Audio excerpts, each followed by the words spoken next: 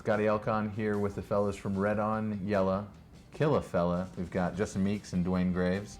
I want to start with photography before we jump into all the crazy places. Can you tell me a bit about your fascination with taking photos of specific things and specific places?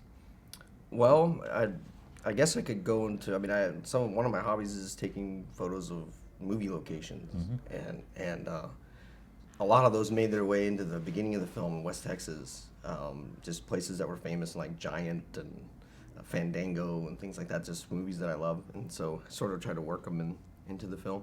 But I mean, vistas. You know, it's a Western. It's anamorphic, so we were always looking for the perfect vista.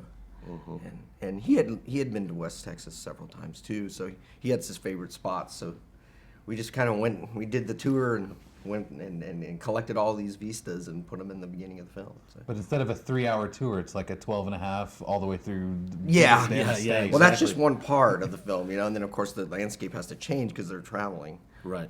But at the first, you know, a lot of those shots were done like in the Big Bend area, Terlingua and stuff like that, past Van Horn, Marfa, and just the production value too, you know, to get those wide shots. Like Duane was saying, utilize the anamorphic lenses, but I mean, you know, it's amazing that landscape is in Texas. You know, it's a long ways from like Austin. You know, from that all the way to a beach. Desert, and then you got the hill country, and Enchanted Rock area, all the granite. And then you got pine trees in Bastrop, and then you got East Texas pine trees. So we tried to get all of that, you know, every little flavor. It's sad because I sadly watched it on a computer screen. I didn't get the whole experience. Right. Okay. Right. Can y'all talk about though? I mean, y'all are talking about those shots, but in the theater, it hits you. It shows you the full landscape. It's beautiful. Right. And the colors. You guys capture some really beautiful colors. Absolutely. Yeah. In the beginning, I mean, you know, there's a lot of reds in those rocks. It's like. In Terlingua, I don't know if those rocks, they have iron in them or something, but I mean, when we'd go up there, those rocks were just ding, ding, ding. You can almost hear the metal in them, you know. I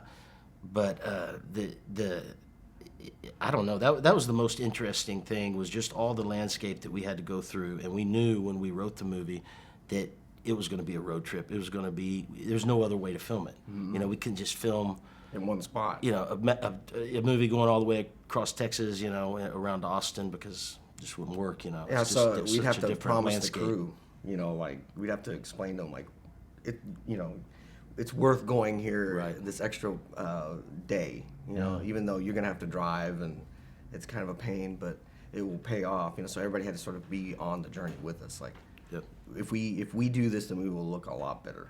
So everybody sort of agreed to come along. It's tough to choose to make a Western. People just don't do it. Yeah. What made you guys passionate about doing this, and when did you know that you wanted to go not just horror but suspense horror, and like when did y'all know you wanted to go that direction too? I think when we were writing it, you know, it was a conscious decision to put the suspense and the horror in there, because we've always loved horror and westerns, and had been talking about doing a western for a long time, and you know, me and Duane, we just watch different westerns and talk about them, and when we finally kind of got the outline and the basis to the story, you know, we definitely wanted to put that edge in there, because all of our other films have that edge in there. That's sort of our signature, our style. And being that there isn't a lot of westerns being made, we had that in there to sell it if we needed it. You know, it was sort of our card in the ace in the hole, you know, hopefully. But it ended up that we ended up getting a deal. Our deal sent it over to us from Image, and you know, I think they want to push it Western. Well, it gives it an adventure quality, because I mean they're on an adventure to find something, you know, gold like everyone else, and yet it amps that up. It makes it much more a struggle. It's not just they're out in the wilderness. No, shit could happen. Right. They don't watch themselves. Exactly. Yeah, I mean that was sort of our in our other films, we like we always prefer the slow burn, sort of like mounting pressure, and then something like explodes. Yeah. We like to build that up and take the time. So we wanted to apply that same sort of technique that we've always used in here, and then we also like starting a film one way and then like completely shifting gears and like changing the tone on people is like one of our favorite things to do. we wanted to start sort of like campy, your granddad's Western, and then all of a sudden, like, a head explodes, Right. or The further something. you get into it, then you can't back out. No, then you're in. You're stuck. But not like silly comedy horror. I mean, where it just gets like heavy. Yeah. It's real. Yeah. Right. And there's all the.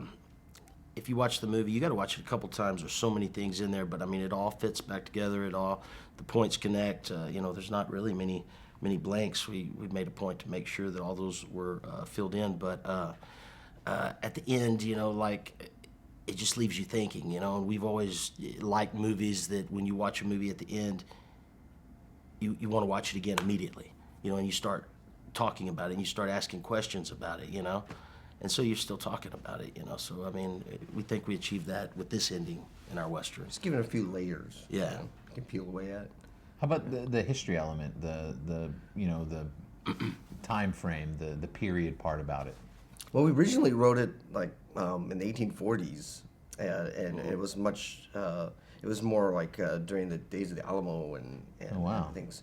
And so, but then that got harder because the budget wouldn't allow. So we moved it to 1900 because that was the year of the Great Storm in Galveston, and we thought that would be like a good centerpiece of the film. Like that, once they got to Galveston, like everybody died anyway, So all that was for basically nothing. And it covers it up, too.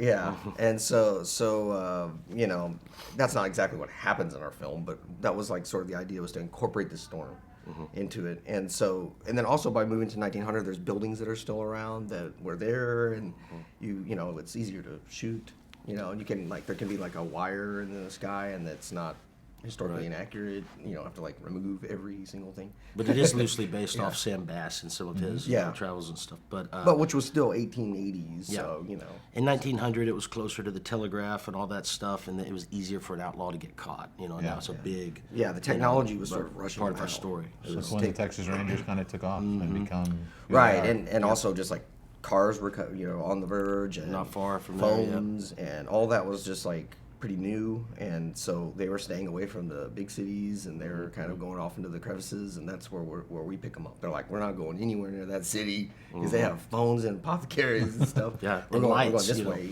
Austin back then Yeah, they had had, moon like, towers. yeah. Austin was Yeah. famous for having I think 6 moon towers around town or So something. we play with that technology too in the the changing of the lifestyle. It's not the same, boys. Yeah, It's getting harder and harder to be an outlaw. yeah. I definitely want to ask y'all a question of how much it costs, but this is low budget, but it doesn't look like it. How the hell did you pull it off? We're good at that. I mean, I don't know for if we're real, good at yeah, making good. movies, but that's the one Thank thing you. we can do is make a movie look more than it is. That's our, I think, our strongest knack. And it's really just about like doing your research and spending a lot of time in pre-production, doing a lot of scouting, like maybe a year, going and meeting people, getting as many favors as you can. Right. And if you don't have a lot of money, you have a lot of time maybe, and just use that time. Especially for a Western, too, because, just all the indoor, the dishes and all that stuff, it's like we found places that Yeah. had all that ready. Yeah. It was like perfect. Like a church, to find a church that we could do a shootout scene, we ended up finding a church with everything in there that was just in a, like an old frontier town.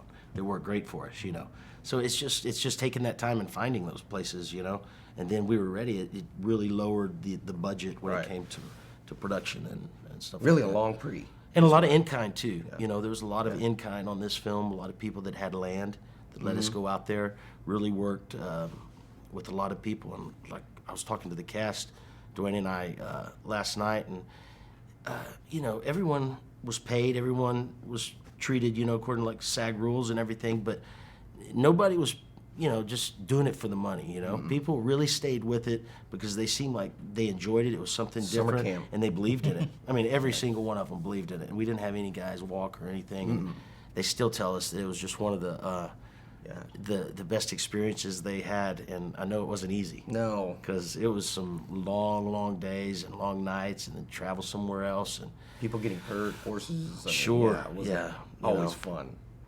No snake bites, though. No snake bites, but we still had, A bee bite? Dwayne got bit on the tongue by a bee? That's right. Yeah, I did get it. Kissing a bee with that? I don't know what he was doing. It invaded my mouth through a soda can. It wasn't pretty. Yeah, yeah. Blew up? Yeah, I blew up. He could block all that. Yeah. That's it. I think that might be the best way to end the interview. Yeah, that's Thank you guys for bringing Yeah, to Texas. no, it's appreciate good to it. have a Texas Yeah. film like that. Thank you, man. Thank you. Thank you guys. Okay, appreciate it.